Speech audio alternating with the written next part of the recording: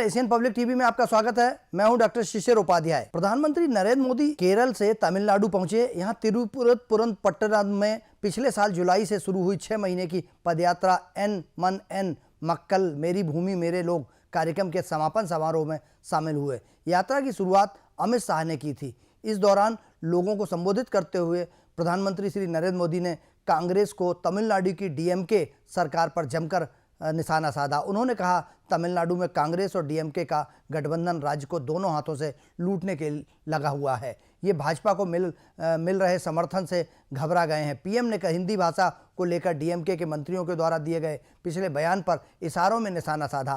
प्रधानमंत्री ने कहा कि कुछ लोग दिल्ली के एयर कंडीशन कमरों में बैठकर देश को टुकड़ों में देखने की कोशिश करते हैं, देश को टुकड़ों में बांटने की कोशिश करते हैं। मोदी ने कहा, जो राजनीति के समीकरण बनाते हैं वे लिख लें कि इस बार देश का भाग्य पक्का करने में तमिलनाडु सबसे आगे होगा। 2024 में तमिलनाडु की सबसे ज्यादा चर्चा हो रही है। श्रीलंका की यात्रा के दौरान मुझे एमजीआर की जन्मभूमि कैंडी जाने का अवसर मिला था।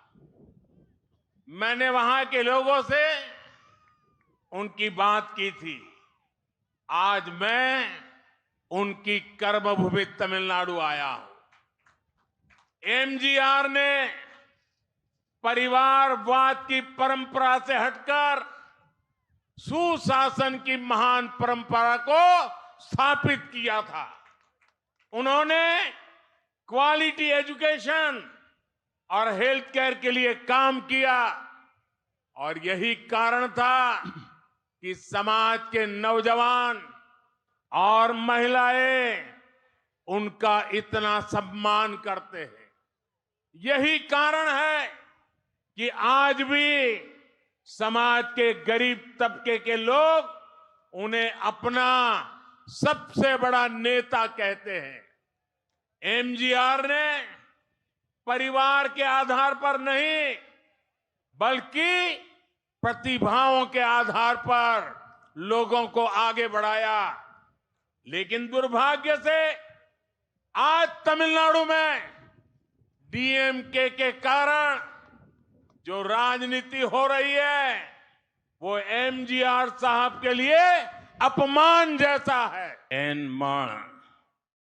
एन मक्कल ये यात्रा अपने नाम की वजह से भी बेहद खास रही है। हर भाजपा कार्यकर्ता के लिए इस मिट्टी का कण कण ईश्वर के समान है। हर भाजपा कार्यकर्ता नेशन फर्स्ट के संकल्प के साथ समाज की सेवा में जुटा है।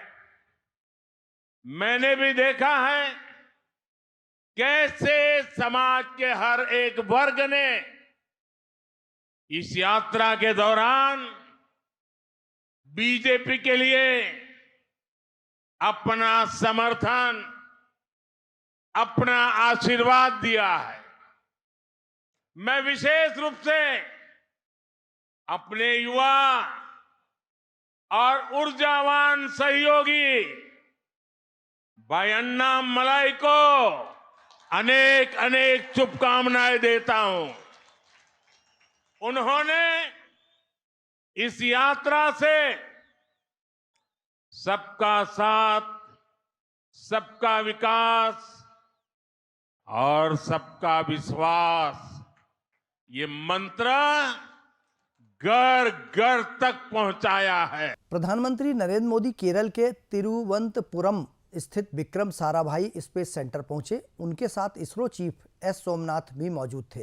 प्रधानमंत्री ने यहां लगभग 1800 करोड़ रुपए की 3 स्पेस इंफ्रास्ट्रक्चर प्रोजेक्ट का उद्घाटन और देश के पहले मैन्ड स्पेस इस मिशन गगनयान का रिव्यू किया। प्रधानमंत्री ने गगनयान मिशन पर भेजे जाने वाले एस्ट्रोनॉट्स के नामों पर का ऐलान भी किया और उन्हें एस्ट्रोनॉट्स विंग्स दिए। जिन एस्ट्रोनॉट्स को गगनयान मिशन पर भेजा जाएगा उनमें group captain Prashant Balakrishnan Nair, group captain Ajit Krishnan, group captain Angad Pratap और विंग कमांडर सुमांशु शुक्ला शामिल हैं।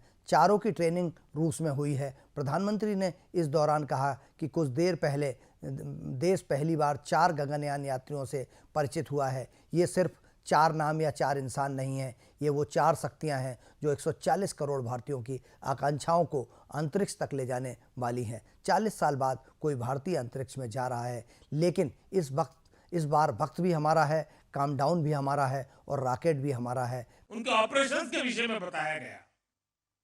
मुझे जानकर बहुत अच्छा लगा कि गगनयान में यूज होने वाले ज्यादातर उपकरण मेड इन इंडिया है।